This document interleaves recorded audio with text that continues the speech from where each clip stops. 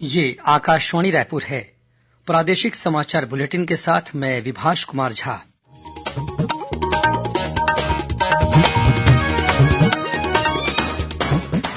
और अब पेश है आज के मुख्य समाचार। प्रधानमंत्री ने देश के सभी नागरिकों को पोषण और स्वास्थ्य की गारंटी उपलब्ध कराने की अपनी सरकार की प्रतिबद्धता दोहराई। बिलासपुर में आज से कुलपतियों का 2 दिवसीय समागम शुरू हुआ। राज्यपाल ने किया शुभारंभ। 23 जनवरी से प्रदेश के सभी पंचायत क्षेत्रों में ग्राम सभा का आयोजन किया जाएगा और प्रदेश में उत्तर से आ रही ठंडी हवाओं के कारण न्यूनतम तापमान में गिरावट होने की संभावना। अब समाचार विस्तार से। प्रधानमंत्री नरेंद्र मोदी ने देश के सभी नागरिकों को पोषण और स्वास्थ्य की गारंटी उपलब्ध कराने की अपनी सरकार की प्रतिबद्धता दोहराई है। आज वीडियो कॉन्फ्रेंस के माध्यम से विकसित भारत संकल्प यात्रा के लाभार्थियों से बातचीत में श्री मोदी ने कहा कि पिछले 9 वर्षों के दौरान 25 करोड़ से अधिक लोग गरीबी से बाहर आए हैं। उन्होंने कहा कि सरकार पारदर्शी और कुशल प्रशासन के जरिए गरीबी हटाने को संकल्पित है।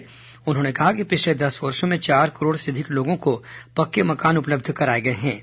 प्रधानमंत्री ने कहा कि विकसित भारत संकल्प यात्रा ने 2 महीने पूरे कर लिए हैं और यह यात्रा अगले महीने भी जारी रहेगी, क्योंकि इससे देश भर के लोगों का व्यापक समर्थन मिल रहा है। श्री मोदी ने कहा कि यह संकल्प यात्रा एक जन आंदोलन बन चुकी है और देश की लगभग 80% पंचायतों के माध्यम से करीब 15 करोड़ लोग अब तक इसमें शामिल हो चुके हैं।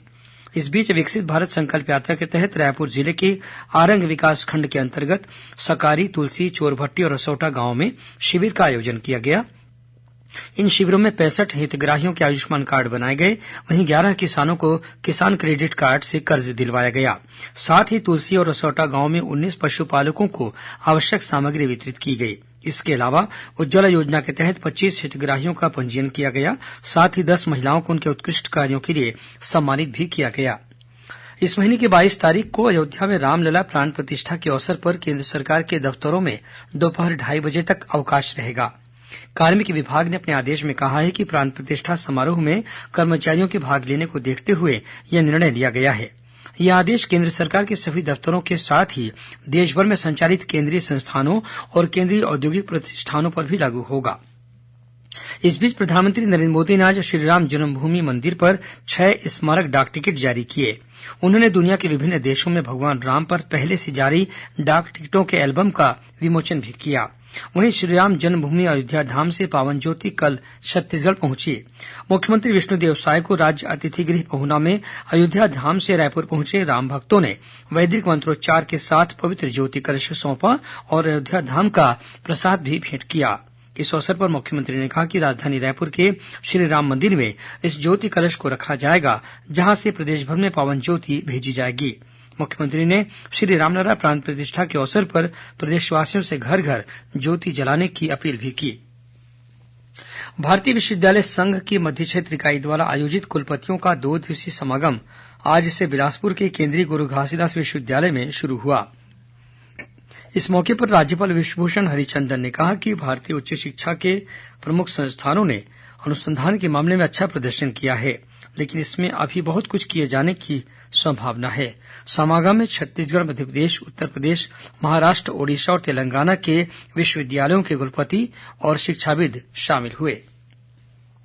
आगामी 23 जनवरी से प्रदेश के सभी पंचायत क्षेत्रों में ग्राम सभा का आयोजन किया जाएगा।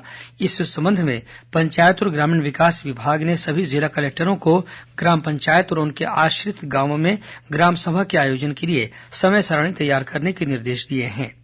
इस ग्राम सभा में गांव की आवश्यकता और विकास से संबंधित 17 बिंदुओं पर चर्चा की जाएगी। साथ ही पिछली छमाही के दौरान स्वीकृत कार्यों में हुए खर्च का ब्यौरा भी प्रस्तुत किया जाएगा। प्रदेश में अब जमीनों का पंजीयन सभी दफ्तरों में ई पंजीयन सॉफ्टवेयर के बदले राष्ट्रीय सामान्य दस्तावेज पंजीकरण प्रणाली NGDRS के माध्यम से किया जाएगा। राज्य सरकार ने प्रदेश के सभी पंजीयन दफ्तरों में इस प्रणाली को आगामी मार्च से पहले अनिवार्य रूप से लागू करने के निर्देश दिए हैं। इस सॉफ्टवेयर से जमीनों की खरीदी बिक्री के पंजीयन में पक्षकारों का कम से कम समय खर्च करने के उद्देश्य से सॉफ्टवेयर की प्रक्रिया को सरल भी किया जा रहा है। उप मुख्यमंत्री और नगरीय प्रशासन तथा विकास मंत्री अरुण साव ने नगरीय निकायों में विभिन्न विकास कार्यों के लिए 215 करोड़ रुपए जारी किए हैं। अपने विभाग की समीक्षा बैठक में उन्होंने नगर निगम आयुक्तों और नगर पालिका अधिकारियों को हर दिन सुबह 6 बजे से सार्वजनिक स्थानों और बस्तियों में जाकर साफ सफाई का निरीक्षण करने के निर्देश दिए। उन्होंने संपत्ति कर वसूली के लिए विशेष अभियान चलाने को भी कहा। साथ ही विभिन्न क्षेत्रों में जमीन की अवैध बिक्री और अवैध निर्माण पर रोक लगाने के निर्देश भी दिए। प्रदेश में विभिन्न सरकारी भर्तियों में स्थानीय निवासियों को अधिकतम आयु सीमा में दी जा रही 5 वर्ष की छूट को अगले 5 वर्षों के लिए और बढ़ा दिया गया है।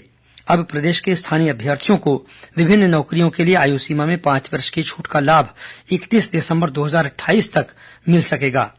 यह फैसला मुख्यमंत्री विष्णुदेव साय की अध्यक्षता में कल देर शाम हुई राज्य मंत्रिमंडल की बैठक में लिया गया। इस फैसले के अनुसार प्रदेश की विभिन्न नौकरियों में 35 वर्ष की अधिकतम आयु सीमा में 5 वर्ष की छूट दिए जाने से राज्य के स्थानीय निवासी 40 वर्ष की आयु तक आवेदन करने के पात्र होंगे। मंत्रिमंडल के अन्य फैसले के अनुसार विशेष वर्गों को अधिकतम आयु सीमा में मिल रही छूट पहले की तरह ही मिलती रहेगी।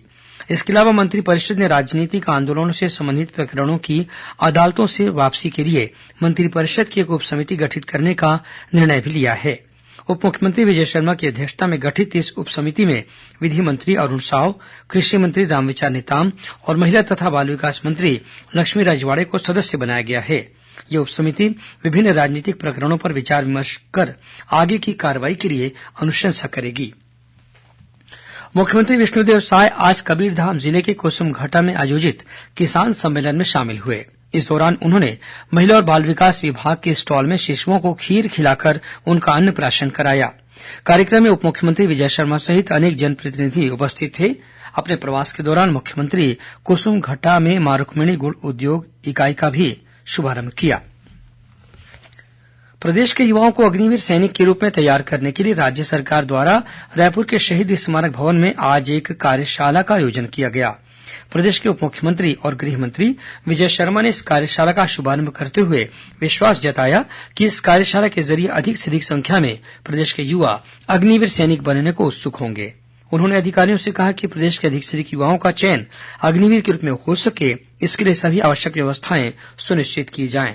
कार्यशाला में रोजगार और प्रशिक्षण विभाग की संचालक डॉक्टर प्रियंका शुक्ला ने बताया कि प्रदेश के अधिक से अधिक युवाओं को अग्निवीर योजना से जोड़ने के लिए जिला रोजगार केंद्रों द्वारा ऑनलाइन पोर्टल में पंजीयन कराया जा रहा है। कार्यशाला में वायुसेना से विंग कमांडर पारस अग्रवाल और थल सेना से मेजर पीके माथुर ने प्रतिभागियों को अग्निवीर भर्ती के संबंध में आवश्यक जानकारी दी। गौरतलब है कि वायुसेना में अग्निवीर भर्ती के लिए कल से 6 फरवरी तक ऑनलाइन पंजीयन किया जा रहा है। पूर्व तटीय रेलवे के वॉल्टियर मंडल के अंतर्गत सिंहपुर रायगढ़ खंड के बीच तीसरी लाइन शुरू करने के कारण 20 से 27 जनवरी तक दक्षिण पूर्व मध्य रेलवे की कुछ ट्रेनों का परिचालन प्रभावित रहेगा।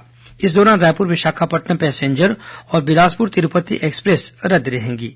वहीं 21 जनवरी को विशाखापट्टनम से रवाना होने वाली लोकमान्य तिलक टर्मिनस तक जाने वाली एक्सप्रेस 5 घंटे देर से चलेगी। यही ट्रेन 23 जनवरी को लोकमान्य तिलक टर्मिनस से 2 घंटे देर से रवाना होगी। इसी तरह विशाखापट्टनम से भगत की कोठी जाने वाली एक्सप्रेस गाड़ी 25 जनवरी को 8 घंटे देर से रवाना होगी। इसके अलावा पुरी अहमदाबाद एक्सप्रेस और गांधीधाम पुरी एक्सप्रेस के मार्ग में परिवर्तन किया गया है। वहीं दक्षिण पूर्व मध्य रेलवे के अंतर्गत कुम्हारी और भिलाई स्टेशनों के बीच आधुनिक तकनीक वाले स्वचालित सिग्नल लगाए जाने के कारण 21 जनवरी को सुबह 9 बजे से 22 जनवरी की सुबह 6 बजे तक कुछ गाड़ियों का परिचालन प्रभावित रहेगा। इस दौरान झारसुगुड़ा गोंदिया पैसेंजर ट्रेन बिलासपुर में ही समाप्त हो जाएगी और वहीं से वापस रवाना होगी। इसी तरह रायपुर रेल मंडल के अंतर्गत पलौद रेलवे समपार फाटक से लखौली के बीच विशेष मरम्मत कार्य के कारण 24 जनवरी की रात 10 बजे से 25 जनवरी की दोपहर 12 बजे तक सड़क यातायात बंद रहेगा। इस दौरान केवल छोटी गाड़ियों को परसदा अंडरब्रिज से आगे जाने की अनुमति दी जाएगी। मुख्यमंत्री विष्णुदेव साय ने पिछले महीने बीजापुर जिले के कांवड़ गांव में माओवादियों द्वारा किए गए विस्फोट में शहीद हुए प्रधान आरक्षक को श्रद्धांजलि दी है। गौरतलब है कि अरविंद एक्का डीआरजी के जवान थे। बीते 29 दिसंबर को वे अपने दल के साथ माओवाद प्रभावित क्षेत्र में तलाशी अभियान में गए हुए थे। इसी दौरान माओवादियों द्वारा किए गए बारूदी विस्फोट में वे गंभीर रूप से घायल हो गए थे।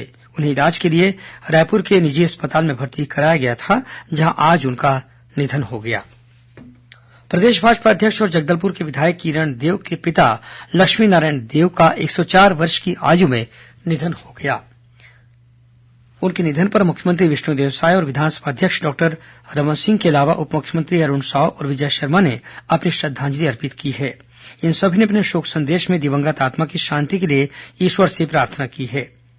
राज्य सरकार के अन्य मंत्रियों और भाजपा पदाधिकारियों ने भी लक्ष्मीनारायण देव के निधन पर शोक जताया है। और पेश है मौसम का हाल। प्रदेश में एक बार फिर ठंड बढ़ने के संकेत मिल रहे हैं। मौसम विभाग के अनुसार इस समय एक द्रोणिका कर्नाटक से मध्य छत्तीसगढ़ तक बनी हुई है। इसके प्रभाव से पूरे प्रदेश में बादल छाए हुए हैं। वहीं उत्तर दिशा से ठंडी हवाओं का आगमन भी हो रहा है। इस वजह से प्रदेश में अगले कुछ दिनों तक फिर से ठंड बढ़ने की संभावना है। इस दौरान न्यूनतम तापमान में गिरावट का सिलसिला जारी रहेगा। अंत में मुख्य समाचार एक बार फिर। प्रधानमंत्री ने देश के सभी नागरिकों को पोषण और स्वास्थ्य की गारंटी उपलब्ध कराने की अपनी सरकार की प्रतिबद्धता दोहराई। बिलासपुर में आज से कुलपतियों का 2 दिवसीय समागम शुरू हुआ। राज्यपाल ने किया शुभारंभ।